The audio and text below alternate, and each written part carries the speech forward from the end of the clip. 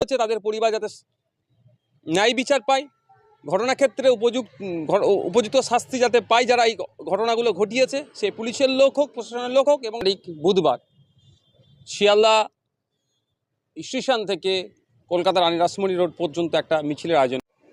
আপনারা অবগত আছেন যেভাবে পশ্চিমবাংলায় পুলিশ কাস্টাডিতে পুলিশের অত্যাচারের কারণে মারা যাচ্ছে বা ক্ষতিগ্রস্ত হচ্ছে, এটা নিরসন করার জন্য আমরা আগামীকাল অর্থাৎ 7 তারিখ বুধবার শিয়ালদা স্টেশন থেকে কলকাতার রানী রাসমণি রোড পর্যন্ত একটা মিছিলের আয়োজন করেছি। আপনারা জানেন বেশ কয়েকদিন আগেই 21 বছরের তরতাজা যুবক আবু সিদ্দিক হালদার, যার ঢোলা বাড়ি, ঢোলা থানার পুলিশ তাকে চুরির অপরাধে তুলে নিয়ে এসে তাকে নির্মম অত্যাচার করে। তার পরিবারের কাছ থেকে টাকা নিয়ে তাকে জামিন করায়, আবার যাতে লঘু ধারায় জামিন হয় তার জন্য টাকাও নেয়, এবং কদিন পরে তার চিকিৎসা করতে গিয়ে কয়েকদিনের মধ্যে তিনি মারা যান। এর প্রতিবাদে শুধু তাই নয়, গত বছরে শিকারি মোড়া নামে এক আদিবাসী সমাজের ছেলেকেও পুলিশ তুলে নিয়ে যায়। তার বাড়ির অভিযোগ ছিল তাকে পিটিয়ে খুন করেছে। আর এই ঘটনাগুলোর প্রতিবাদ জানিয়ে যাতে দোষী পুলিশদের সর্বোচ্চ যাতে শাস্তি পায় তার দাবি। এবং আমাদের ওয়েস্ট বেঙ্গলে যেভাবে উত্তরোত্তর মব লিঞ্চিংয়ের ঘটনা বাড়ছে, গণপিটুনির ঘটনা বাড়ছে, কদিন আগে ইসরাত আলম নামে এক যুবককে চোর সন্দেহে পিটিয়ে হত্যা করা হয়েছে।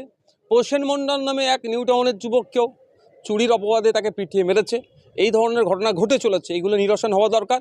রাজ্য প্রশাসন তথা রাজ্য সরকারকে আরও সক্রিয় হওয়া দরকার, এবং যাদের উপর সাথে অন্যায় হয়েছে তাদের পরিবার যাতে ন্যায় বিচার পায়, ঘটনাক্ষেত্রে উপযুক্ত শাস্তি যাতে পায় যারা এই ঘটনাগুলো ঘটিয়েছে, সে পুলিশের লোক হোক, প্রশাসনের লোক হোক, এবং সাধারণ মানুষ যারা আইন হাতে তুলে নিচ্ছে, সেইটাকে ইনশিওর করার জন্য আগামীকাল বুধবার বেলা 1টা থেকে শিয়ালদা স্টেশন থেকে রানী রাসমণি রোড পর্যন্ত একটা আমাদের মিছিল আছে। এই মিছিলে সুশীল সমাজ, ছাত্র, যুব সকল শ্রেণীর মানুষকে আহ্বান করছি, আপনারা আসুন, আমাদের মিছিলে পায়ে পা মেলান, যাতে এই পরিবারগুলো ন্যায় বিচার পায় এবং দোষীরা শাস্তি পায়। তার সাথে আপনারা যোগদান করুন আমাদের মিছিলে।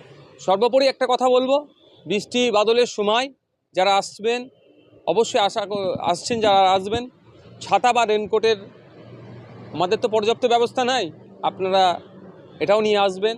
কারণ আন্দোলন, বিপ্লব যাই সংগঠিত করি না কেন, তার জন্য উপযুক্ত সেই সময়ের জন্য সেই রসদগুলো থাকা দরকার। ধন্যবাদ।